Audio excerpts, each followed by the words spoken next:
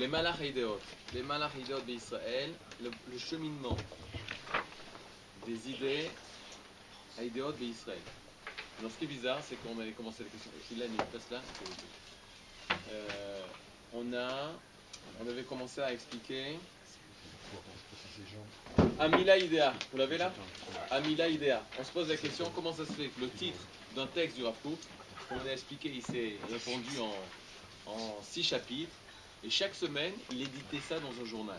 Et on s'est posé la question, comment ça se fait que le Rav Kook a utilisé le mot idea, qui est un mot loisique, un mot goy, pour pouvoir nommer son livre. Et on a commencé à expliquer Beyetia la Milchama. On est, vous l'avez ici? Deuxième feuille à gauche. Beyetia la Milchama. C'est-à-dire? Alors on a vu qu'il y avait beaucoup d'hybrides, c'est pour ça que c'est vos feuilles. Vous pouvez marquer vos noms, je vous les rendrai. Mais en tout, vous pouvez marquer la traduction des mots. On va aller lentement et on va expliquer. On avait dit Beyetia la Milchama, mais la Medet Total de la Torah, lorsqu'on sort en guerre, la Torah nous enseigne qu'il y a Yeshna Matzavim, il y a des situations dans lesquelles on sait que dans la Torah parle dans Parashat de Kitetse que la personne va sortir en guerre et il va voir une femme de belle apparence. Or dans le Zohar, on sait que Yefat Toar, celle qui a une apparence belle, c'est la Neshama. C'est-à-dire, donc qu'est-ce qu'il va voir? C'est pas qu'il va voir une femme et la beauté extérieure. Ce qu'il va voir, c'est la Neshama de cette personne. Et malgré qu'il soit dans un moment de mitzvah, les Chachamim se sont posé la question. On sait qu'une personne qui fait une mitzvah, shluch et mitzvah et nanizokim. Les personnes qui sont envoyées pour faire une mitzvah, ils sont protégés. Alors comment ça se fait qu'une personne qui va faire la mitzvah de la guerre, un Kadosh Baruch Hu lui met sur son chemin des embûches? C'est pas normal. Kitetse la milchama, lorsque tu sors en guerre vers Haïta, et tu verras dans les personnes qui sont captives une femme de belle apparence.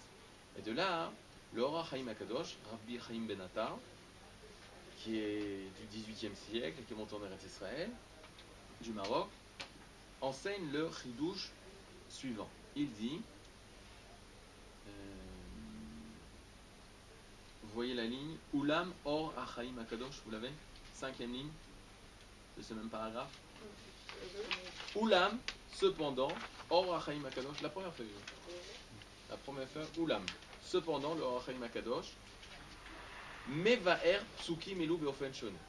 Lui, le Or Achaim va nous expliquer ces versets d'une toute autre façon. On a l'habitude d'expliquer que HaKadosh Baruch Hu parle par rapport à notre Yetzara. La Torah parle par rapport au mauvais penchant de l'être, qui va vouloir, oui, aller avec une Goya, alors qu'il n'a pas le droit.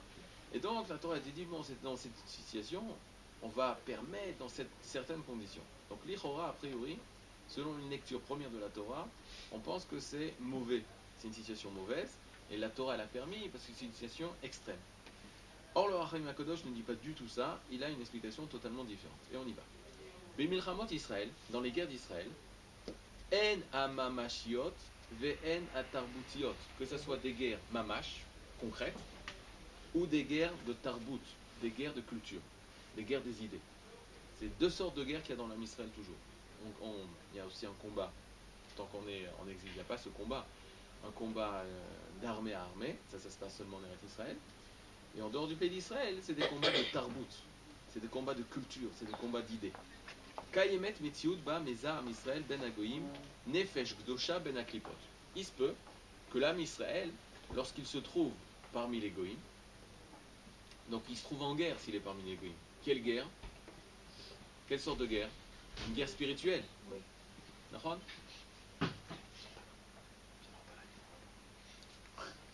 On va voir. Non mais c'est bien. On va voir comment ça se passe. Ils sont discutés. Les deux. On essaye de voir. D'accord? Non mais si on est toutes les semaines si peu que ça, on peut se mettre là-bas. Si vous voulez, on peut le faire chez moi le cours. Avec plaisir. Non, je peux pas. Tu sais qu'il y a des chéris et pour. Mais par contre, on pourrait se mettre là-bas, peut-être c'est plus simple. Quand on arrivera là-bas, il y aura beaucoup de monde. On n'y aura pas là-bas, ouais, vous autres. Quand on va arriver là-bas. Ouais, non, pour l'instant, on organise, on essaie de l'organiser. Bien fait. Alors, quand on est en dehors du pays d'Israël, on est quitté Tel Milchama ou pas? Bétard qu'on est quitté Tel Milchama. Vous vous rappelez que quand on est sorti d'Eretz Israël, tout ce qui était au niveau collectif, on l'a transformé au niveau individuel. Rappelez ça. C'est-à-dire, quand on parle de guerre, forcément, on ne peut pas s'imaginer des guerres avec des chars, d'une soldat, une armée, parce qu'on n'avait pas ça pendant l'exil. Là, on s'imagine, on n'a que cette dimension individuelle. Donc, quitter la milchama contre le Yafé, contre le Yetzara.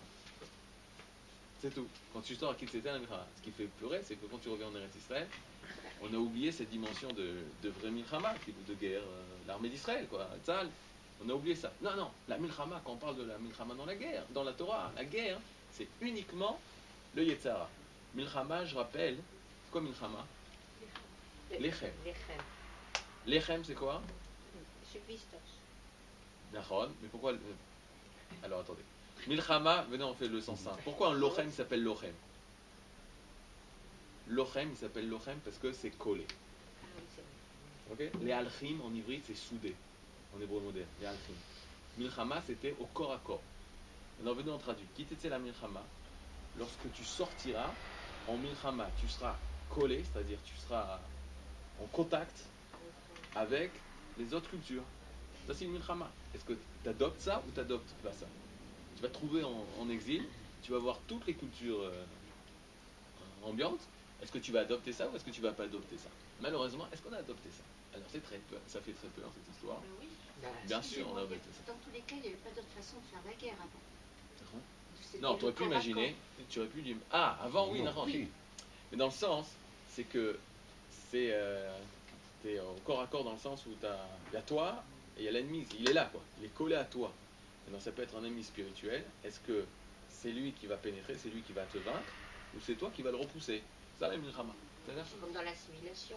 L'assimilation, bidou. Mais non, même pas dans l'assimilation, parce que l'assimilation de Guide, elle a commencé il y a 200 ans, l'époque des Lumières juives, l'émancipation. Le Rabbi Chaim Ben Natan, le Chida, en 1800, 1830, il fait le tour de tous les pays sfarades. C'est-à-dire Tunisie, Maroc, Algérie, Italie, Turquie. Il dit, je n'ai jamais vu un seul juif qui profane le Shabbat devant tout le monde. Il n'a pas trouvé un juif, il y a 150 ans, 180 ans, qui profanait le Shabbat devant tout le monde. Alors qu'en Europe, oui. C'est-à-dire, c'est très important. Pardon. Les Sfaradim, ils ont mis énormément de temps, ils ont été en décalage par rapport à l'assimilation. C'est pas du tout assimilé. Il y en avait qui étaient moins forts dans les mitzvot. Il y avait personne qui osait, il se cachait parce que, bon, il devait, je sais moi ce qu'il devait faire, Shabbat, etc. Mais il avait honte de ça. Il avait honte de ça, comme aujourd'hui une personne, même si les trucs, il a honte de manger à Kippour devant tout le monde, etc. Il a fait. Ça, c'était dans le monde sfarad. Pourquoi je vous dis ça? Est-ce qu'on a été influencé? Ben oui. Tu te balades. Tu oublies ça quand tu arrives en Eretz Israël. Quand tu vois la photo de Bibi Netanyahu ou la victoire, tu dis, t'es dans une église. C'était où exactement cette église? C'est la victoire. Tu vois déjà, alors tu sais plus où est-ce que tu es. Même les Israéliens, ça peut choquer. C'est une synagogue, ces trucs, machin. Et là, quand tu te balades en Europe, les synagogues, on dirait des églises. Quand tu te balades Maroc, Algérie, Tunisie, les synagogues, on dirait des mosquées. Les habits, c'est la même chose. On a été énormément influencés par les habits. On ne peut pas dire qu'on était dans notre bulle pendant 2000 ans. C'est l'Onachon. La Baruch qui a eu cette influence.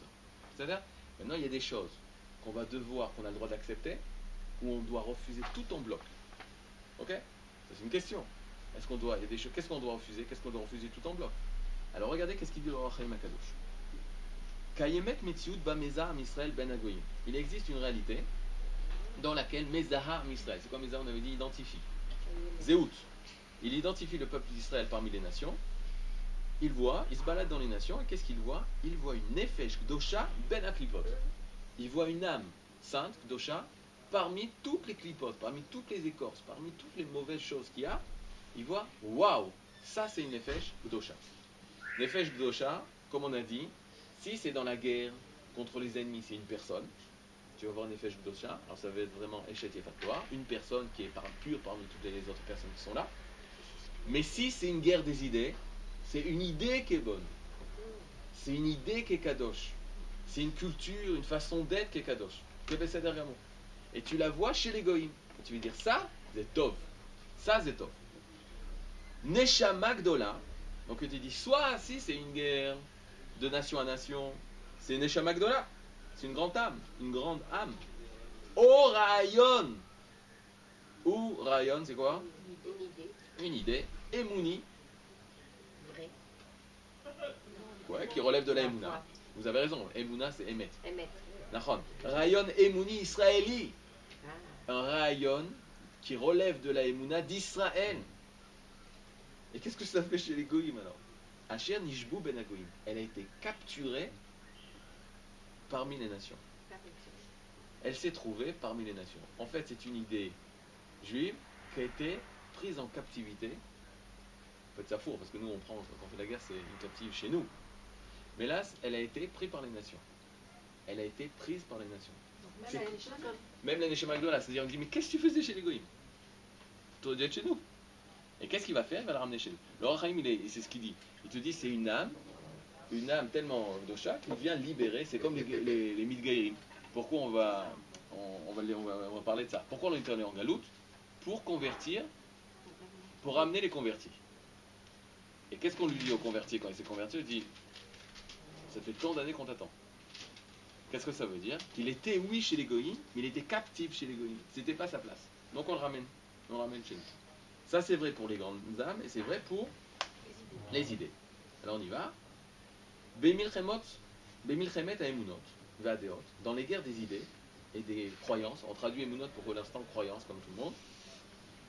Léofaat à idéal et Israël Baola, afin de faire apparaître l'idéal d'Israël dans le monde. C'est vrai qu'on fait des guerres, il faut des guerres, c'est-à-dire même des guerres d'idées, pour faire apparaître l'idéal d'Israël, pas pour que tout le monde devienne juif, mais pour que tout le monde reconnaisse le Dieu d'Israël. Motsimanu les Etim ben Aoumot, on trouve quelquefois, parfois les Etim, ben Aoumot parmi les Oumot, les nations, Eshet Yefet Toar, une femme de belle apparence. Rayon Amiti, une idée vraie. Garin Emet, une garine, ça a donné en français le mot garin. C'est marqué en français. Le grain. Graine, mais tu Une vois, c'est graine. marqué en français. Graine. Garin Amiti, la graine vraie. Akavour, qui est enterré, Betor Zohama à Tarboutit, qui est enterré Betor à l'intérieur, Zohama c'est la souillure, Tarboutit culturelle. Elle se trouve dans la culture des nations, et elle a été enterrée là-bas alors que c'est une idée vraie, une idée pure. Et Garin à Emetazé, cette graine véritable, à nous Megairim, on doit la convertir. Marnissim les torbeteno, on doit la faire rentrer à l'intérieur même de notre maison.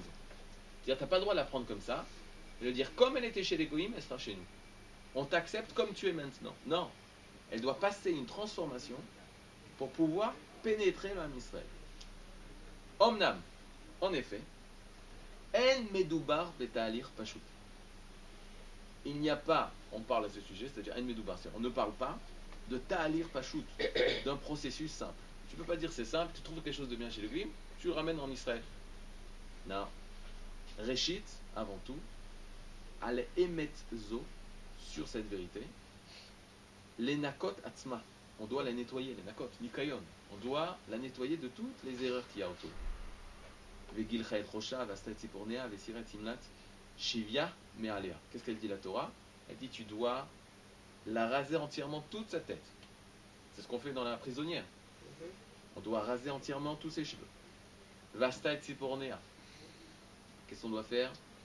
Elle doit laisser ses ongles. Vesiret Simlat Shivya. Elle doit enlever ses habits de sa captivité. Vous vous rappelez ce Rashi affreux, pas que Rashi affreux, qui ramène le Midrash, comment les Goïms se comportaient. Il disait comment, c'est quoi, pourquoi tu dois enlever comment ça s'appelle? Sa robe de captivité. Ça doit être moche. Mais non. Chez les Goïms, lors des guerres, les femmes, elles s'habillaient bien pour justement attirer. Pour pas qu'on leur fasse du mal. Pour attirer le truc. Et donc tu dois enlever cette beauté extérieure. Donc qu'est-ce que tu fais? Tu dois passer tout ce processus, traduisez ça, pas seulement au niveau de la personne, traduisez ça au niveau des idées. Tu dois totalement changer le côté extérieur de cette idée. Aléa la avor ta'aliré birour tsirouf. On doit passer ta'alir, c'est quoi un ta'alir? Kol hakavod, birour, d'analyse, d'éclaircissement, vetsirouf, et en français c'est un peu rude, de purge, on dit Purge. les tsaref. Les tsaref, c'est tzorfim. Tu prends de l'argent, tu enlèves toutes les scories et toutes les points, et tu restes l'argent pur. Les tsaref. D'accord? Oulam, donc il faut passer tout ce processus-là. Oulam, bachareken, et c'est cependant, et après cela, besofo shalatalir, tavolea ou valata vaita lechalisha. Et c'est seulement après tout ce processus qu'on pourra la prendre comme femme, c'est-à-dire qu'on pourra totalement l'intégrer dans le peuple d'Israël. Yeshtam kamasuge gerim. Il y a plusieurs sortes de convertis, de guerre. Yeshtam kale she'en neemar kashim gerim leIsraël kasapachat. On a dans le traité Yebamot une phrase des Chachamim qui disent Kashim gerim leIsraël kasapachat. Kashim, c'est quoi? C'est dur. Gerim, les personnes qui sont converties. Donc les convertis, les personnes qui sont converties à la Torah, à Israël, Kashim, ils sont durs. Les Israël, pour Israël, Kesapachat. Alors Sapachat, c'est une maladie de la peau. C'est-à-dire c'est une maladie de la peau qui fait très mal. C'est-à-dire c'est une maladie de la peau qui fait mal. Je ne sais plus son nom en français. Et donc les Chachamim s'étonnent. Tosfot, il dit pourquoi c'est dur en guerre. Il y a marqué Kashim Gerim, les Israël, Kasapachat. Il n'y a pas marqué Kashim Gerim, Kasapachat. C'est pas absolu, c'est pas les Gerim de façon, ils sont durs comme la Sapachat. Ils font mal comme la Sapachat. Pour Israël, c'est dur de les avoir. Pourquoi? Parce qu'ils sont plus hauts que tout le monde. C'est-à-dire, étant donné qu'ils sont élevés au niveau de la Gdusha, de la spiritualité plus que les autres, alors ils enseignent du kitrouk sur l'homme Israël, de l'accusation sur l'homme Israël. Il dit, regarde, lui, il était gol, et maintenant regarde, il étudie la Torah. Toi, t'es né juif, t'étudies pas la Torah. Regarde comment il prie, c'était un goy avant, regarde comment il prie. Et toi, tu ne pries pas. Donc, Tosfot, il dit, c'est parce qu'ils enseignent du kitrouk sur l'homme Israël. C'est pour ça qu'ils sont Kashim, Gerim, Kasapachat. Yashna Musagim Vedeot, Asher Kaché Lanou les Akla. Mais non, qu'est-ce que ça veut dire au niveau des idées? Au niveau des idées, Yeshna Musagim, il y a des moussags. Moussag, c'est des notions. Là, vous avez un ulpan extraordinaire. Vedeot et des idées. Asher Kaché Lanou, qui sont durs pour nous, les Akelam. C'est quoi les Akel? Mais Akel, Marechet Yikul. C'est le système digestif. Il a fait. Alors les aklam, de les digérer. Il y a des idées qui sont digérées, difficiles à digérer. Il y a des pensées, il y a des notions qui sont difficiles à digérer. Kevan, puisque, chez Yesh, puisqu'il y a, Ba'em Yesodot Zarim. Parce qu'il y a des fondements qui sont étrangers à nous. Velachen, qui venait Chashiva Elu Niflatim Beshlam Kolsheu Miagouf à Israël. Alors il te dit là, c'est pas du tout ce qu'on a l'habitude de dire par rapport à Guérim. Et il explique que dans le Talir de Guillaume, c'est-à-dire là on parle des idées, que le Ham Israël, il va faire venir en lui. Alors ces idées-là, elles viennent des Goïm, et ensuite, quand elles sont chez nous, elles mettent du temps à faire sortir tout ce qui n'est pas juif de cette idée. Je donne un exemple très simple. On est parti en France. Ok? On est parti en Europe. Qu'est-ce qu'on ramène de l'Europe? En Israël. Qu'est-ce qu'on ramène de l'Europe? Lors de la construction de l'État d'Israël, qu'est-ce qu'on ramène de l'Europe? Les lois. Il y a fait. Les lois, on ramène la démocratie. C'est-à-dire, on aurait pu, nous on s'imagine c'est tout à fait normal, tout à fait naturel, on aurait pu avoir un pays, dictature, râle, je sais pas quoi. Au début, je vous rappelle que c'était les bolcheviks. C'est-à-dire, c'est des communistes purs et durs qui voulaient fonder l'État. Et on aurait pu se transformer. Nous, c'est naturel qu'on soit un pays libre, la seule démocratie du Moyen-Orient. C'est évident, un truc comme ça. Mais c'est pas du tout évident. Maintenant, si tu poses la question, mais la Torah, qu'est-ce qu'elle en pense de ça? La Torah, il n'y a jamais marqué démocratie dans la Torah. Il y a marqué Malchut, un roi. Et le roi, il avait des lois. Des lois d'un roi. C'est une Malchut, c'est une royauté, c'est une monarchie. C'est-à-dire? Mais non, la monarchie chez les Goïms, si tu prends chez les Goïms la monarchie, Bidiou, et tu la mets dans l'âme Israël, c'est une monarchie totalitaire. Bon, c'est quoi la monarchie d'Israël? Alors on y va. Il nous a fait partir en exil, on est allé voir le monde a évolué avec l'âme Israël, etc., jusqu'à ce qu'on ait découvert une valeur qui s'appelle la monarchie. Tu l'as, la monarchie, la démocratie, la liberté d'expression, la démocratie, les valeurs humaines, égalité, fraternité, etc. Tu les ramènes C'est ces mêmes personnes qui sont dans l'Europe, même dans le communisme, c'est l'égalité, c'est plus les despotes, c'est plus les trucs, le peuple, etc. Tu ramènes toutes ces idées au sein du Ham Israël. Et ici, on purge. Ici, on nettoie. Ici, on nettoie de tout ce qui n'est pas Israël. Et si tout va bien, ce qui va sortir de ça, c'est ni démocratie européenne, ni monarchie totalitaire, c'est Malchut Israël. Mais ce ta'alir là, ce processus qui passe, ça fait du mal à Israël. Pourquoi? Parce que à chaque prirote, non, on fait d'autres prirotes avec de nouvelles lois. Qui a le droit de voter? C'est quoi le Achuz Hachassima? C'est, comment on appelle ça? Le seuil d'éligibilité. Ouh là là, d'accord, c'est compliqué pour moi, c'est trop long. On change les trucs, et tu dis, mais attendez, mais quoi? Non, on change la façon de voter. Tous les 4 ans, on change la façon de voter, tu votes le président, tu veux? Pourquoi? Parce que on a copié un système qui nous paraît bien, mais il y a des choses qui ne sont pas Israël dans ça. Et c'est tout le cas à lire qu'on passe. C'est pour ça que... Il y a trop de démocratie. Bêtard. Parce que d'un côté, on a pris ça, on sait qu'on veut faire du bien aux gens, on sait qu'on veut donner la liberté, mais jusqu'à quand? Et dans tous les problèmes... Jusqu'à quel point? Jusqu'à quel point, Bidou? Jusqu'à quel point? Et jusqu'au truc, tu arrives à retrouver l'Israël qu'il y a dans ça. C'est ça? Mais les valeurs, on les a prises. On n'a pas eu peur. On pouvait être fermé. Attends, en plus, les Sfaradim, ils venaient... Si l'État il a été construit par les Sfaradim, ça aurait été terrible. Pourquoi ça aurait été terrible? Parce qu'ils auraient copié l'État qu'ils avaient connu au Maroc, en Algérie, Tunisie. On aurait fait l'État d'Israël. Ils auraient mieux compris le monde arabe. Ils auraient peut-être mieux compris le monde arabe, mais nous on aurait été peut-être dans ce truc. C'est vrai? Et on est à la... faut tourner une page en haut à droite. Oulam. Ok, donc il y a des idées, donc il parle. Il y a des idées qui vont être acceptées dans la Israël, mais ils vont mettre du temps. C'est vrai? Oulam. Cependant, Yeshnam. Yeshnam, c'est le pluriel de Yesh. Okay? Facile. Yeshnam, il y a, au pluriel, Gerim, des convertis, chez Afalgav. Ah oui, ça c'est très important. Il y a 2 sortes de Gerim. Est-ce que vous êtes d'accord avec ça? Il y a 2 sortes de Gerim. Il y a un guerre qui était un vrai goy et qui se convertit. C'est-à-dire, comment c'est possible? Ben, Adam Arishon, c'était un goy. Quoi? Elle est belle. Adam Arishon, c'était un goy. Adam Adam Arishon, c'était un goy. Bah, Abraham aussi. Abraham, c'était pas un goy, c'était un ivri. Il est devenu ivri. Non, il est né ivri. Il y a un truc. Ivri, c'est pas un goy, c'est un ivri. C'est un ivri, c'est quoi? C'est la graine d'Israël. Ok. C'est déjà différent. Maintenant, mais d'où il sort Abraham Avinu? De Adam Arishon. Donc un goy, il a pu donner naissance à un ivri qui a donné naissance à Israël. Ce processus, il existe. Ça marche. Donc on peut prendre un goy qui va devenir ivri, qui va devenir Israël. Bien fait.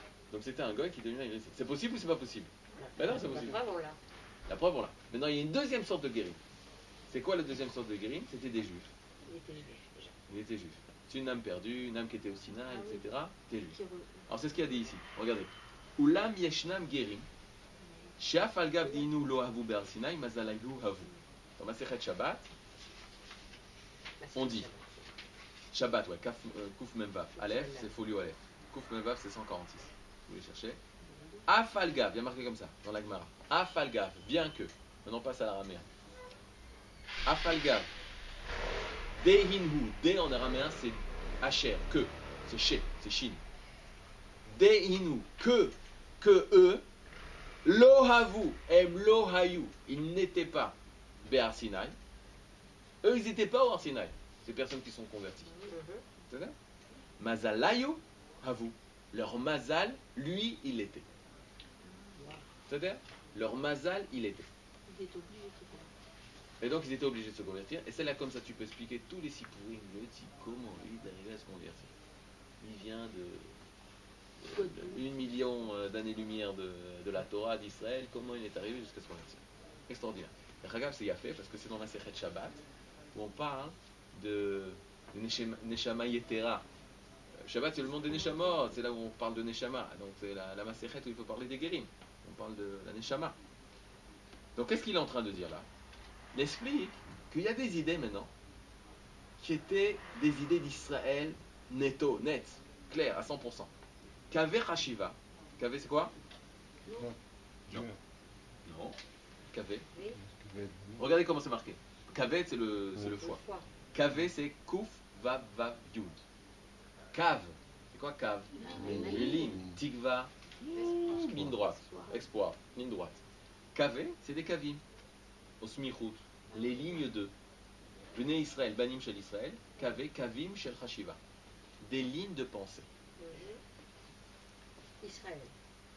Alors, des lignes de pensée, Asher Tamid Ayu Klulim Benishmat Auma, qui étaient toujours inclus, Kaloul, inclus, Benishmat Auma, dans l'âme de la nation d'Israël.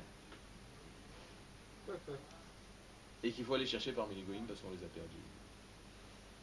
C'est tout. Il y a une chose qui était vraiment d'Israël, son mazal était au Arsinaï, et ça s'est trouvé chez les goïms, c'est perdu comme ça chez les goïms, et nous, c'est pour ça que Hachem nous a envoyés là-bas. Maintenant, nous, on est hyper sionistes. C'est-à-dire quoi hyper sioniste?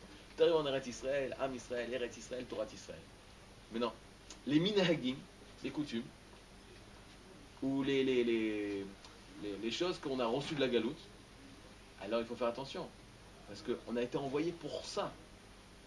On a été renvoyé pour ramener des valeurs d'Israël. C'est ça que les Mikoubalim, ils appellent ramener les Nitzotzot, les fameux Nitzotzot Akdusha, les fameux étincelles de sainteté.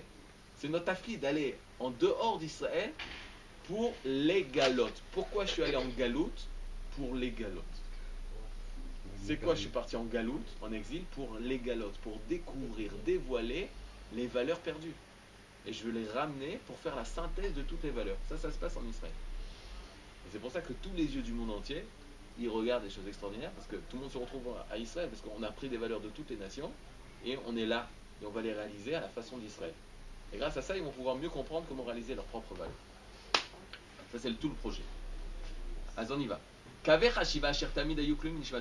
Car Adavar Legabe, Ruth Amoavia, Ashava Misde Moab. Extraordinaire.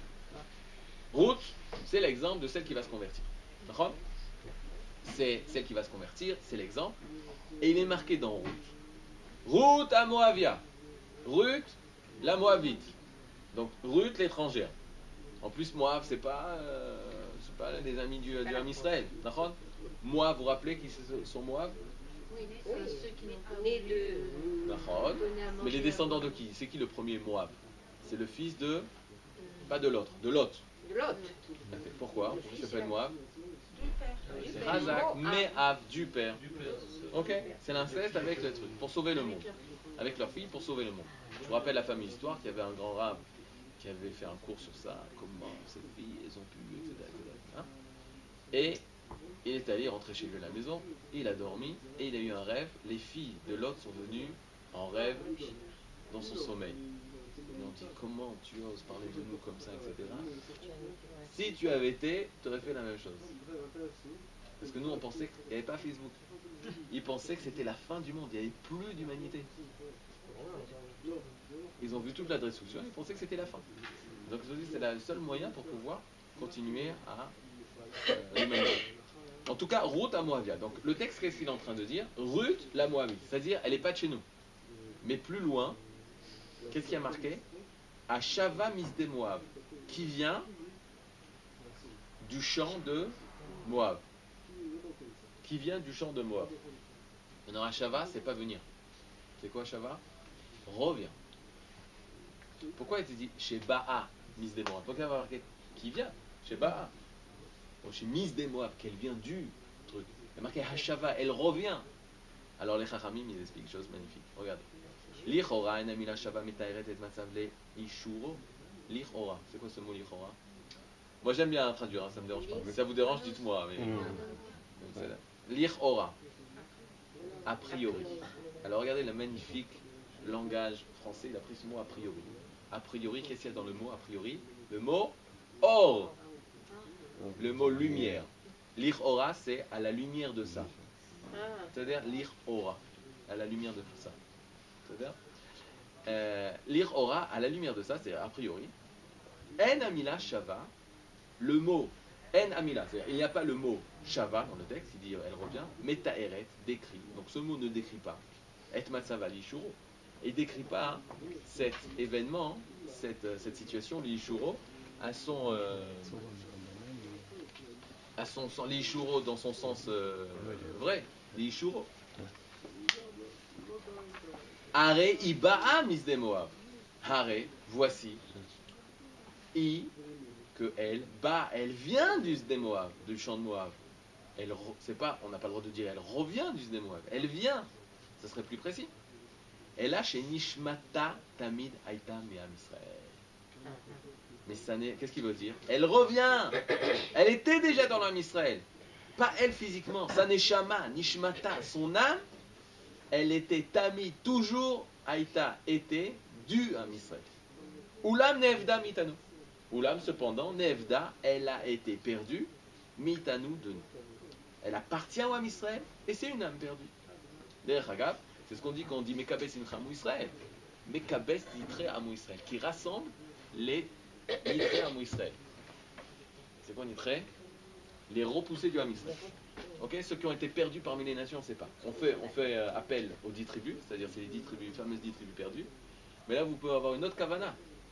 Rassemble au sein du âme Israël les idées, les façons de penser, les valeurs qui étaient dans l'âme Israël, mais qui sont perdues parmi les nations. Qui ramène toutes les valeurs d'Israël en Israël. Mekabes Inchamu Israël. Lotamid Pashut les varer, qui les fanenu neshama. Maintenant, c'est pas toujours simple de les varer, d'éclaircir. Que les fans et nous, devant nous, se trouve une neshama. C'est quoi une neshama? Ra'ayon Yehudi, une idée juive, une idée d'Israël, parmi les goïs. Ulam yesh siman ladava. Maintenant, il y a un signe pour savoir si c'est vraiment une idée juive. Vatere ki mita metzet il alechet ita, vaterdal ledaber elea. Qu'est-ce que ça veut dire? Elle a vu qu'elle s'efforçait de la suivre, Naomi. Elle suivait toujours Naomi. Elle ne voulait pas la quitter. Alors elle a compris qu'elle voulait faire partie de l'homme Israël. De là, que quand une personne veut se convertir, tu n'as pas le droit de l'accepter facilement, il faut la repousser. Si tu vois qu'elle est vraiment qu'elle est convaincue, alors oui, elle a le droit de faire partie de l'homme Israël. D'où ça vient ça? Parce que ça vient de sa neshama. Et c'est ça qu'on dit, quand les dayanim, ils posent la question, pourquoi tu veux te convertir? Ils posent la question, pourquoi tu veux te convertir? Qu'est-ce qu'ils attendent comme réponse? Je sais pas. Je sais pas, j'étais attiré par ça. Je faisais ça. C'est une personne, parce que j'ai compris que la Torah, c'était le truc. Alors là, ça devient suspect. Mais si tu dis, je sais pas vraiment, j'y repense, et je dis, mais qu'est-ce qui m'est arrivé? Ça, c'est un signe que c'est la neshama. Parce que la neshama tovaat. La neshama tovaat, c'est elle exige. Et tafkida, son rôle. On va retrouver sa source. Ou muchachat, elle est obligée. La chou de revenir, elle met coma vers son endroit. Un Rambam, et on va prendre des exemples. Le Rambam, Maïmonide, Bismano, en son temps, Guyer, il a lui aussi converti. Pas des gens, mais des moussagim, des notions. Mina philosophie aristotélite, il a pris des notions que Aristote avait développées et il les a converties au sein de la Torah. Il les a pris, il les a nettoyés de tout ce qui était pas Torah et il les a ramenés dans le Ham Israël. C'est pour ça qu'il y a eu un chérem contre le Rambam. Ils ont excommunié le Rambam parce qu'il a dit c'est un philosophe, c'est un aristotélien, on peut pas avoir confiance en lui. Il est sorti du chemin de la Torah. Moré Nevuchim, tout ça, ça a été excommunié. Les Chachamim ont brûlé. Il y a un Chacham qui a brûlé, un grand sage de l'époque, je ne vous dirai pas son nom. Il a brûlé ses livres. Je peux vous dire le nom, jamais. Il a brûlé ses livres. Lorsqu'il a brûlé ses livres, quelques années plus tard, le Talmud à Paris a été brûlé par Louis IX. Et il a compris que c'était à cause de ça. Parce qu'il avait brûlé les livres du Rambam, alors on a brûlé les livres de la Torah. Il a fait Tchouva, il a écrit Sha'aret et Tchouva. C'est Rabbeinu Yonah. Rabbeinu Yonah, il a écrit un livre sur toute la tchouva. Il fait tchouva de tout ce qu'il a fait par rapport au Rambam. Il n'écrit pas ça, c'est de la démo. C'est-à-dire tout le talir de tchouva. Il a compris son image. Mais on avait peur de ça. Pourquoi? Parce qu'on voit qu'il parle comme Aristote, qu'il y a des idées qui sont communes avec Aristote. Mais qu'est-ce qu'il a fait? Il a pris les idées d'Aristote, il les a nettoyées, il les a remis au sein du Ham Israël. Vekaet, et de nos jours, Kaet aujourd'hui, Kaacher Korach Chaim, Shalom Israël Shav El Mekomo. Lorsque Kaacher, Korach Chaim, la force de vie du peuple d'Israël, Shav revient à son endroit, on revient en Eretz d'Israël, on fait un état, la souveraineté d'Israël revient après 2000 ans d'exil. Midgalim se dévoile, Akavim, les lignes, Aïdéalim, idéal, Sheba Metziou de la réalité, tout entière. C'est-à-dire Ve'amila idéa shava el mekora israeli bedivra Rav Kook. Et là, le mot idéa revient à sa source d'Israël dans les paroles du Rav Kook. Qu'est-ce qu'il fait le Rav Kook? Il va dévoiler que le mot idéa, le mot idée en français, en fait, il fait partie d'Israël. Et donc, qu'est-ce qu'il est en train de faire? Il est en train d'écrire un livre avec un nom idéa, mais il récupère Ruth à Moavia, à Shava, Misdé, Moav. Alors, en quoi c'est si important le mot idée? Pourquoi c'est important de dire c'est un mot d'Israël? Si tu veux enrichir la langue hybride, tu n'as pas assez de mots. Tu n'aurais pas pu dire Rayon, idée. Qu'est-ce que ça vous rappelle? Comment on dit une idée en anglais? Idea. Idea. Quel mot en hybride ça vous rappelle? Idea. Khazak, Yodea. Idea, Dea, Da'at. Idée, c'est Da'at. Yedia. C'est-à-dire, maintenant lui va d'Afka prendre. Si tu avais dit les malach à Deot d'Israël, le processus des pensées en Israël, on a dit bon, c'est ce que c'est Dea. Lui veut mettre à zéro, récupérer le moussag, la notion, la purifier d'Égoïm pour l'expliquer selon Israël. Et si tu as compris le mot idée, tu as compris tout le livre du Rav. Tout le livre va expliquer c'est quoi le truc d'idée. C'est-à-dire, à la fin vous allez comprendre. À la fin, je pense que pour l'instant, c'est important le titre. Amila idea guira miyevanit. Le mot idée, guira. C'est quoi guira? C'est un passif. Il a été converti du grec. C'est-à-dire, pourquoi? Parce que Arishon chez Peter Ota, le premier qui a développé cette notion, Ota, elle, cette notion d'idée, ou un philosophe à Platon. C'est Platon qui a commencé à parler des idées. Tfisato shel Platon medaberet haolam haideot. La pensée de Platon parle d'un monde des idées, des valeurs. Olam arayonot anitzri. Le monde des idées éternelles. Rav David Cohen. Qui est le Rav David Cohen? Rav David Cohen, c'est le grand élève du Rav Kook, qui était nazir. Rav David Cohen, qui était le nazir de Yerushalayim. C'est un nazir. Il se laissait pousser les cheveux longs, etc. Son fils, au Rav David Cohen, c'est le Rav de Haïfa, le Rav Shahar Yashuv à Cohen. C'est son fils au nazir. C'est un grand élève du Rav Kook. Et il dit la chose suivante. Masbir, donc l'élève du Rav Kook, explique qui alpi à Platon, Yeshnam ideot. Selon Platon, il y a des idées. C'est quoi des idées? Rayonot mufshatim. Des idées abstraites. Mufshat, c'est abstrait. Asher anu beolamenu achomrit sofim baem umeatzevim etrayenu alpiem. Que nous, dans notre monde, ça se complique, dans notre monde matériel, nous, sofim, nous observons, nous regardons ces valeurs-là, umeatzevim etrayenu alpiem. Et nous, on va former, mettre une forme, mettre un design dans notre vie selon ces valeurs. Abanait sofe beidea abinyan.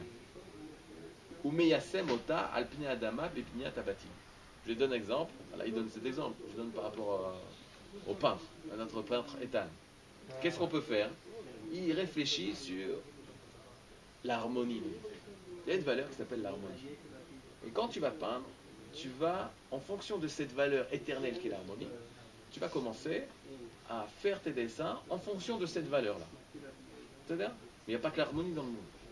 Il il y a l'amour, il y a plein d'idées dans ce monde qui sont moufchat, mais toutes ces idées-là, c'est en fonction de ces idées qu'on va former, créer, dévoiler notre vie sur Terre. Ça va? Atzadik sofé beidea atzedek. Idea atzedek. On prend la loi du tzadik. C'est quoi un tzadik? Pourquoi une personne appelle tzadik? Selon Platon, il regarde l'idée de c'est quoi la justice, la valeur de justice, la valeur d'être une personne qui est juste. En fonction de ça, il va réaliser la justice dans sa vie. Il va mettre sa vie en fonction de cette idée-là. C'est ça? On continue. Bechormat Israël apnimit. Maintenant, ça c'est chez les philosophes. Bechormat Israël apnimit. Maintenant, dans la sagesse d'Israël apnimit intérieure. À quoi on fait allusion? La sagesse d'Israël intérieure. Le Zohar. Toute la Torah du Zohar.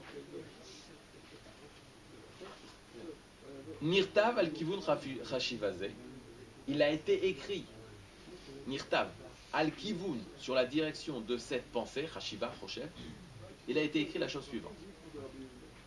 Da Malchut Yavan Deinun Krivin le Orche Menuta. Alors là, on a une Philippe était toi, je ne me rappelle plus. Regardez qu'est-ce qui est marqué dans le Zohar, au sujet de la philosophie. Da, 7. Non, pas da, c'est da, 7. 7. Ceux-là. Ceux. Parce que c'est au féminin. Malchut Yavan, 7 royautés de la Grèce. Des Inun Krivin, qu'ils sont Karov, qui sont Krovin, qui sont proches, les Oré au chemin Me'emenuta de la Emuna. Quand il parle de la philosophie grecque, il te parle de Platon, il te dit eux, cette sagesse qui est proche de la Emuna. C'est la sagesse la plus proche de la Emuna. Oui. Eh ben, c'est peu connu. Quel Omar? Pourquoi on n'avait pas dit ça? Parce qu'après, il y a eu plein d'autres philosophes. Mais Platon, par rapport à ça, lui aussi, il acceptait cette idée de sagesse reçue, comme la névoie, comme la prophétie. C'est-à-dire parce qu'il était très proche. Platon, c'est à l'époque fin du premier Beth Amikdash. Donc il est encore près de c'est la fin, mais il est encore près de ça. Qu'est-ce qu'il dit? C'est proche de la Emouna. Alors continuez. À Mabat Azé. Attendez une minute.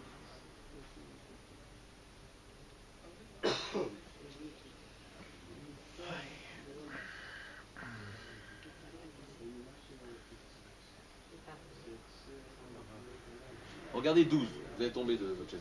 On dit que, attendez, Aristote il avait rencontré Yirmiyahu, ou Shimon HaTzadik. Regardez 12, regardez le Makor 12 en bas. En bas, il y a une note numéro 12. Metzaref la Chorma, il y a un livre qui s'appelle Metzaref la Chorma qui dit la chose suivante. Que Doumé à philosophie, les premiers philosophes, Platon, Socrate, Dibru yoter nechona mi Aristote. Ils ont mieux parlé, ils parlaient plus exactement, Nachon, que Aristote. Ou Bifrat, et en particulier à Platon. À Platon, c'est en Ibérie. Rabosh el Aristoteles. Le Rav, le maître de Aristote. À Platon qui était le maître de Aristote, les Chochamim disaient qu'il parlait des choses justes. Chez Déotav, écoutez bien, Déotav, ses pensées, Kimat, presque, elles sont Déot shel Chacham Israël, les pensées des sages d'Israël. Vous savez? Ou Bekamat Varim, et dans plusieurs choses. Chez Diber qui fait Mekoubalim ou Bilshonam, il a parlé comme des kabbalistes et selon leur langage. Qui chez la Nouem, ou Mikadmonenu, Yershum Yevanim. Est-ce qu'ils ont reçu en fait cette sagesse du Ham Israël? Et là on nous dit peut-être il a vu Yirmiyahu, peut-être il a vu les prophètes, etc. Il était proche au niveau du temps. Maintenant il dit non, il n'a pas vu Yirmiyahu, mais il a vu la Chorma, la sagesse de Yirmiyahu. Il était proche au niveau de l'histoire, et donc c'est possible. Après ça s'est dégradé, je suis d'accord. Mais au départ il y a ce premier jet comme ça de la pensée proche des Chachamim.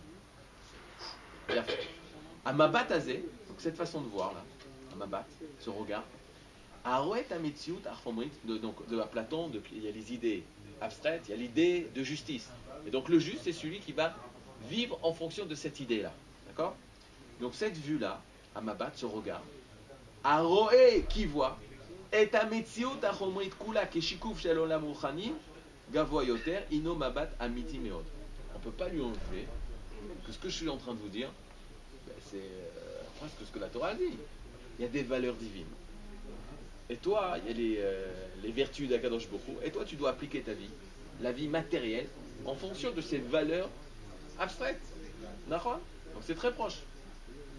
V'achen, et c'est pour cela, Yeshna Michachme Israël, il y a certains penseurs d'Israël, sages d'Israël, Asher Metzainim, qui notent, qui Shorcha Shalamila Idea, c'est ce qu'on a dit, que la racine du mot idea, les idées chez Platon, Hino Mila Tanachit Gduma, Dea, ça apparaît dans le Tanakh, ça apparaît dans la Bible sous le nom de Dea.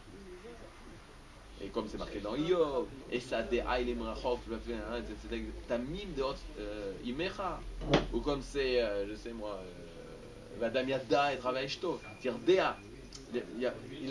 Non, pourquoi il dit ça? Parce que pourquoi il prend le passouk de Iyov? Parce que dans Iyov, il y a marqué mamash le mot Dea. Il n'y a pas le verbe. Ok? Dans le Tanakh, quand il y a marqué Vadam Yadda travaille Shto, et Adam il a connu Yada, on utilise le verbe. Mais est-ce que le mot Dea existait? Alors de Iyov, le mot Dee, vous l'avez? C'est Deot Shel, Dee. Les pensées d'eux. Les connaissances d'eux. Donc le mot Dea existait. Et Platon a hérité de ça. Et il a transformé ça en Idea. Comme iPhone, Idea.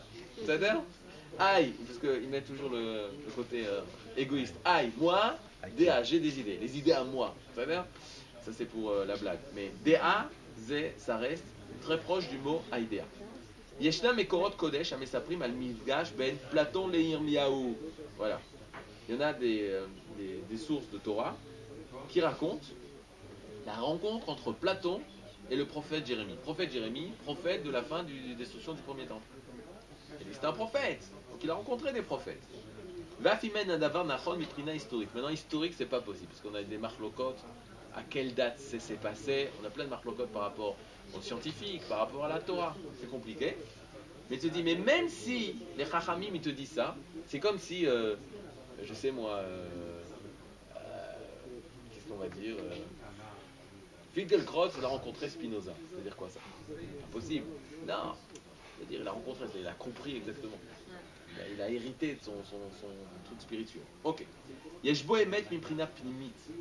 Il y a une vérité au niveau intérieur. Kivun shayevanim kechol haumot savgo hashpa miatarbut haïsraélite et agnouma. Donc eux, ils ont reçu d'Israël. Alors maintenant on y va. Platon, il a reçu d'Israël. Lui, il a développé ça. Et ensuite, nous, on récupère ça. Et on va le filtrer. Et si c'est vraiment une chose qui était pure dans l'homme Israël, elle est comme ça, telle qu'elle, c'est pas comme Eshet Yefat Toar, c'est dur, comme on a dit. Il y a des choses des idées, il faut véritablement nettoyer. Ça prend du temps avant de les nettoyer. Mais des choses qui ont été prises du Ham Israël et restées presque pures comme c'était au Ham Israël, on peut plus facilement les accepter. Non, j'ai peur de commencer le truc. Vous avez encore quelques minutes? Le Kuzari, il l'avait pris dans l'autre sens alors. Pourquoi? Parce que le Kuzari, il a pris d'Israël.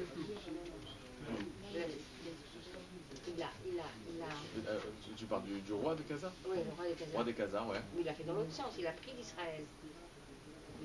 Il a commencé des nations. C'est ça. Il commence des nations, c'est ce qu'il a le pauvre. Donc il commence dans les nations, il va voir les philosophes, il va voir, etc., jusqu'à ce qu'il arrive dans Israël. Pourquoi c'est passé comme ça? C'est très simple. Parce que il va voir dans les philosophes, ils vont lui dire non, Dieu ne t'intéresse pas. Ensuite, chez les musulmans, ils vont lui dire la source est Israël. Chez les chrétiens, ils vont dire la source est Israël. Donc il va arriver chez Israël. C'est-à-dire, à chaque fois, il lui parle, il n'y a pas d'islam si ça ne commence pas par Israël. C'est l'espoir, ça. Que l'islam, elle dit on est la continuité d'Israël. C'est nous maintenant que le prophète a choisi, etc. Et les juifs doivent faire ce que dit le Coran, ils acceptera, comme le Coran, etc. C'était la première époque. Après, il y a une époque, comme les juifs n'ont pas accepté Mohammed, C'est dangereux de dire un truc comme ça, mais si, Blabla. faut faire attention. Mais si, étant donné qu'ils n'ont pas accepté Mohammed, Mohammed les a maudits, et tout ce qui a été dit dans le Coran, alors c'est plus applicable, et donc ils sont maudits. Ils sont maudits par le Nabi. Mais le roi des Khazars, lui, en fait, qu'est-ce qu'il voit? Il voit l'humanité, et dans l'humanité, il va trouver Israël. Il dit, bah alors attends, on va leur parler, Israël, où ils sont? Il va trouver un petit rabbin. Pourquoi un petit rabbin? Parce que c'est marqué le deuxième titre. Travers. Quel? Mais le rabbin, c'est l'auteur. Mais le truc est marqué Akuzari, et en sous-titre, c'est la défense de la religion méprisée.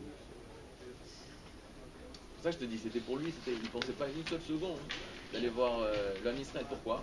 Il lui dit, je ne voulais pas vous parler, parce que vous n'avez pas d'État, vous n'avez pas de roi, vous avez perdu toute votre grandeur, donc vous n'avez plus d'action, vous n'existez plus.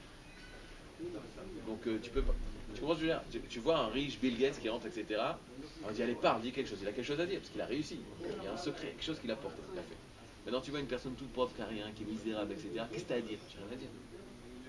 Qu'est-ce que tu as à nous apprendre? Il n'y a rien, tu n'as pas réussi dans la vie. C'est ça? C'est pour ça qu'on explique cette haine de celui qui n'est pas juif. Pourquoi pourquoi les goyim ont de la haine envers nous? Oui. C'est une autre histoire. C'est pas à Non, cause de ça. mais ça ça s'explique. s'explique. Parce qu'au lieu part ça, de ça prendre s'explique. ces idées, nos idées, qui sont des idées universelles, en fait, ils sont un contre-courant. Ils essayent au contraire de nous attaquent plutôt que Ah, de par rapport à prendre ça. nos Oui, idées. c'est dans le même esprit. Non, je ne vais pas qu'on me trouve par rapport à ça. Non, c'est dans le même Mais c'est esprit. c'est d'accord.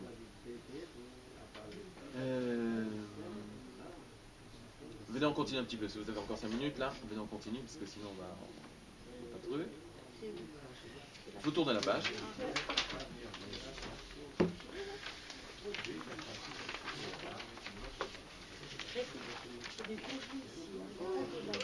On y va. Omnam. Torah Taïdeot, à Platonin, Mugderet et Chazal, qui écrivent l'Ochem Imunata, Arlo Mever Lechar, Mipne Shaf, Shekayam Vevna Zefi Vetilou, Ade Yeshvot Zadim Shel, Idea. Ok, il y a un jeu de mots. Idéal. Alors, il y a un jeu de mots, troisième ligne, vous voyez tout de suite. Ikea. Idea. C'est quoi Idea? Pas Sans idée, bidou, Ikea. sans DA, Il a dit Ikea. sans connaissance véritable. Il a fait. Alors elle te dit, regarde comme c'est bizarre. Il a appelé ça idéa, mais idéa en ivrite, c'est justement sans DA. Ah, idéal. Magnifique. Blidéa. L'idéa. Il a fait. Arav David Cohen, donc on revient au Rav Anazir, on l'appelle le Rav Anazir. Metzig et abayatiout betfisa ayevanit. Il explique le problème dans la compréhension grecque. Et tel à Platon, yeshnan shne principi. Aruach va'achomer. Dans le monde platonique, on a deux principes. Le matériel, l'esprit, le roi, va'achomer, et le matériel. Ou asiba sikhlit va'yishut adomemet.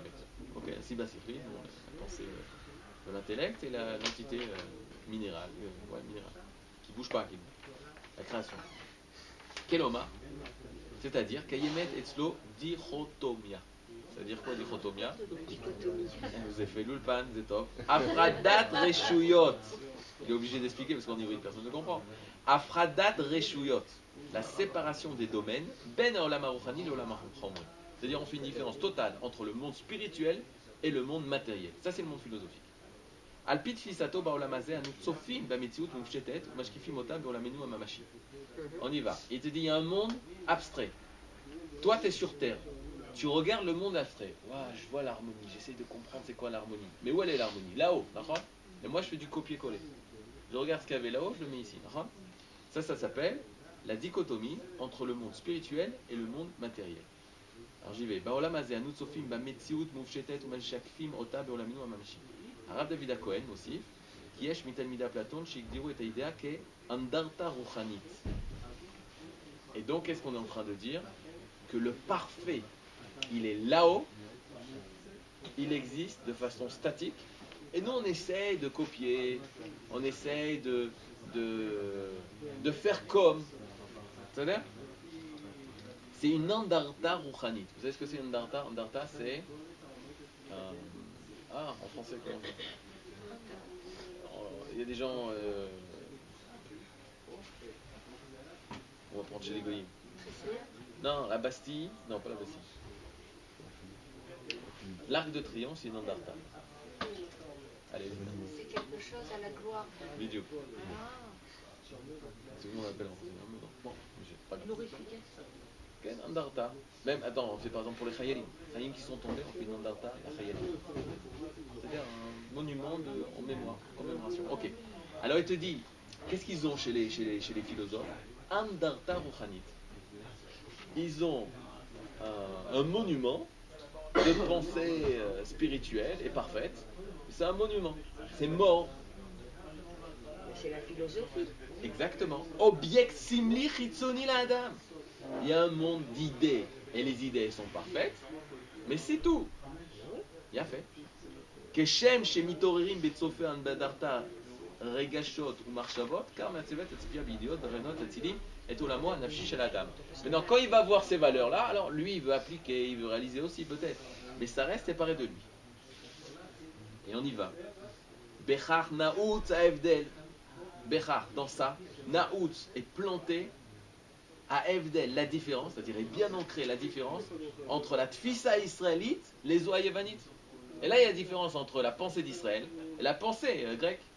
Musagim kandarta ruchanin zarim leolamenu shala yadut. Verach elilut nodaf mehem. Jamais nous, on se tourne vers, il y a une perfection dans le ciel, et on la regarde et on l'admire. C'est pas ça. Beolamenu en makom leafrada ben chomer veruah. Chez nous, il n'y a aucune différence entre le chomer et ruah. Entre le spirituel et le matériel. Aucune séparation. Aucune séparation. Shnehem asuim midavar echad mi chayut ou mi neshama. Tout est fait de chayut. Chayut égale neshama. Tu prends le stander ici, il y a une chayut. Tu prends le stylo chayut. Behema yeshbo chayut. C'est pas quelque chose de spirituel qui est là-haut, et ensuite il y a le monde. Prenez le truc de Hanouka, on avait parlé. À quoi il voulait porter atteinte? Dans toutes les choses matérielles dans lesquelles nous on disait qu'il y avait du divin. Et tu dis, mais ça n'existe pas le divin. Tu as des idées divines, ça je suis d'accord. Tu as des valeurs divines. Mais ça reste là où pense-y, parler. Tu n'es même pas obligé de les réaliser parce qu'elles ne sont pas là. Donc quoi ils ont porté atteinte? La Brit Mila. Nous on dit dans le corps, il y a de la Gdusha, Brit Kodesh. Je dis, mais non, arrête de faire la Brit Mila, il n'y a que du corps. Dans le temps, Shabbat, arrêtez de faire Shabbat. Nous on disait dans le temps, qui est une création, il y a du Kodesh. Mais non, il n'y a que du temps, c'est de la matière, c'est du temps. Qu'est-ce qu'on a dit aussi? Qu'est-ce qu'ils ont empêché aussi? En Chodesh, c'est le temps aussi, Shabbat. Brit Mila, Limud Torah. Limud Torah, on te dit il y a du Kodesh. Mais non, c'est de la Chorma, c'est du Chomer. C'est les neurones qui cherchent, qui truc, qui machin. Tout est Chomer. Il y a une séparation totale entre le Ruach et le Chomer. Nous on dit Mapitom. Chaque Chomer ou Chai, mais un Ruach. Tout grain de matérialité, elle vit du Ruach. Comment? Dans l'église, c'est ce qu'ils ont fait. C'est quoi? Dans l'église, c'est ce qu'ils ont fait. C'est ce qu'ils ont fait. Mais pourquoi? Les Parce que prêtres, tout ils ça, sont- ça vient, comme tu dis, Elili. Ruach, Tout ça, c'est Elili. C'est quoi Elili? C'est l'idolâtrie. Il y a un monde du divin. Il y a l'Olympe où il y a les divins. Et en plus, Bichla, là-bas, c'est très moucham, c'est très matériel. Mais il y a le monde du divin. Et il y a l'homme qui n'a rien à voir avec le divin. Qui n'a rien à voir avec le divin. C'est une vraie dichotomie. Exactement. Maintenant, je vais vous donner la fin. Et donc, c'est pour ça, c'est ça, Déa. C'est quoi Déa? La Da'at est Hachem. C'est quoi? Comment on traduit connaître Hachem? C'est l'Ichyot Hachem. L'Ichyot et Zé. L'Ichyot et Zé. Déa, c'est quoi? C'est idéa. Non, il y a des idées. Un truc d'idées. C'est-à-dire, tu peux essayer de penser ces choses-là. Mais elles ne sont pas là. Ces valeurs, elles n'existent pas. Le divin, il n'existe pas. C'est des choses que tu peux parler dessus. C'est pour ça que c'est idéa et pas déa. Passez à l'autre page, au deuxième paragraphe. Alken. Pour nous, c'est une connaissance. Et lui, c'est une connaissance vécue. Une rencontre vécue, exactement. Rencontre vécue. Alken, vous voyez, troisième ligne. Alken. Yesh no evdel bemashmaut amusagidea ben Arav Kook la Platon. Et donc forcément, il y a une différence énorme entre ce que le Rav Kook va dire idéa, idée, et ce que Platon va dire idée. Alpi à Platon, Pirusha Shanami la idéa, inorayon mufshat, bemouvan shel idéa. Quand à Platon il va commencer à dire le monde des idées, c'est quelque chose d'abstrait. totalement abstrait. Je parle des idées, je parle des valeurs. Ou là, ma Rav Kook, mais le Rav Kook, Mishtamesh b'milezo kemashmut amila da'a bepasuk va'adam yada et travail shto. Mais lui, il va utiliser le mot idéa comme yedia, connaissance, pas idée, connaissance, yedia. C'est quoi idéa? Il t'explique. Koar achaim anishmati, la force de vie de l'âme, amofia bechol memade ametziut, qui se dévoile dans toutes les dimensions de la metziut, achomrim varuchanim. C'est-à-dire la neshama qui se dévoile dans le ruach, qui fait vivre ses valeurs et qui fait vivre la matérialité. Elle est la source de ce tout-là. Il n'y a aucune différence entre ruach et chomer. Tout vit de cette neshama. Et on finit, par rapport à ce qu'on avait déjà dit, c'est le même truc. Nous, au fond de nous, on est des molécules, des atomes, etc., d'énergie. Au-delà de tout ça, on a une kayamut, qu'on dit. On a une kayamut. Une chayut et une kayamut. C'est-à-dire, maintenant, dans la table, il y a aussi une kayamut. Il y a aussi une existence. Dans tout ce qui est créé, il y a une existence. La source de toutes ces existences, elles viennent, il y a quelque chose qui... L'existence, elle est commune à tous. Ça va? L'existence, elle est commune à tous. On existe tous. Tous les existants existent. La source de toutes ces existences, ça s'appelle, appelle ça Neshama, appelle ça Yudke Vavke, je ne rentre pas trop dans les détails, ça s'appelle Neshama. Donc ce qui veut dire que quoi? Que chaque chose qui vit, il vit de Neshama. Il vit de quelque chose de divin. Il vit du divin. Il ne vit pas d'autre chose. Et ça, cette source de tous les existants, s'appelle Elohim. Elohim, le standard, les crayons, les stylos, les animaux, les vaches, les girafes et même les juifs, tout vit de Elohim. Mais on y vient. Elohim, c'est ça, c'est la source de... On y vient, parce que même chez les goïms, ils parlent d'énergie. Voilà. C'est la même L'énergie, ça reste, c'est sûr, s'ils sont arrivés à une étape énorme, parce qu'ils sont arrivés tout l'union du Chomer. Nous, mais même énergie, ça reste concret. Nous, on arrive que la source de l'énergie, c'est Elohim. Elohim, Dieu, c'est la source de tout. C'est ce Elohim qu'on a. Bezrat Hashem. Et ça, donc, c'est dans la vie, mais dans la mort. ça, parce que les Neshamot qui sont après la mort, elles existent encore, mais sous une autre forme. Ils sont plus dans le corps. Ils sont plus dans le corps, mais c'est de la Elles matière. sont bien séparées à ce moment-là. C'est une matière. C'est une matière aussi. Elles sont séparées du corps, donc il y a bien une séparation qui D'accord. n'existe pas dans la vie, puisque la vie... Non, c'est une autre vie. C'est une Une autre vie, un autre niveau de vie. Une vie sans le corps. Ça s'appelle la vie de l'âme. Et il habite le monde des âmes. C'est une autre vie, mais c'est une créature. C'est une créature sans corps. C'est une créature d'âme. C'est la Neshama. Il laisse le roi, il laisse le Nefesh. Il se sépare du roi et du Nefesh. Et c'est la Neshama qui remonte. Mais Neshama, c'est une créature. C'est des traits. Neshama, c'est pas Dieu. C'est une créature. Pas plus que Neshama. Il y a la source de la Neshama. Il y a Shraya, il y a Yechida. Tout ça, c'est des mondes, c'est des créatures qu'elles aussi, elles vivent de lui. La différence, c'est que la Neshama, elle est nitzrit, elle est éternelle. C'est la différence. Ça, elle a besoin de corps pour pouvoir vivre ici. Bidou. Pour exister sur Terre. Sur Terre. Mais exister, elle existera. Elle existe. Pour exister sur Terre, elle a besoin du corps. C'est tout. Et dès la semaine prochaine, Bezrat Hashem, on pourra commencer le texte du Rav Kook. Jusque-là, c'est une introduction au texte du Rav Kook. Et ensuite, on va commencer le texte du Rav Kook. Kol Tov, Shabbat Shalom. Zaraba. Ah oui, il faut les faire.